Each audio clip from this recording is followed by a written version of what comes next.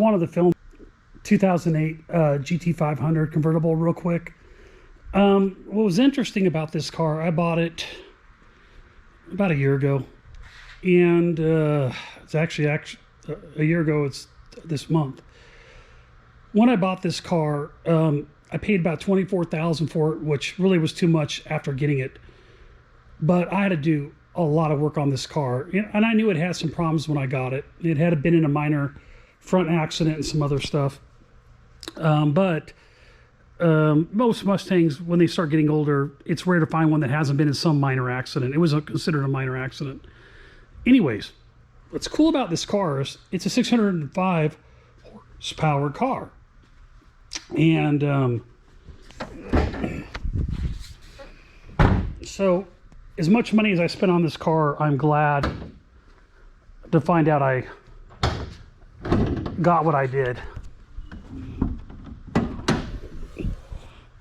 So this car has a Ford Racing upgraded system, and if you look here, it even tells you the sticker and everything about it. And this kit with the intake and the it replaced the Supercharger on the car, makes 605 horsepower with the kit. Also, the car has an aluminum drive shaft, upgraded market, and it had upgraded the rear end on it. So I ended up having to upgrade this car gets really hot with that upgrade. I mean, very hot. So I upgraded the intercooler with AFCO, an oversized one, new radiator, new hoses, new 160 degree thermostat, and some other stuff to finally get it to where it was stayed where I needed it to. And it's kind of cool.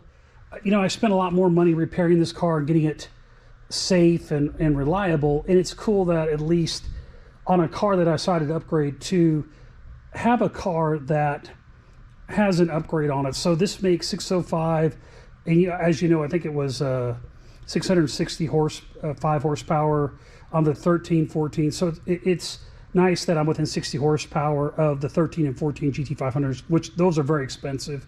So it ended up turning out to be a blessing in disguise to get a car and to notice all the upgrades on it.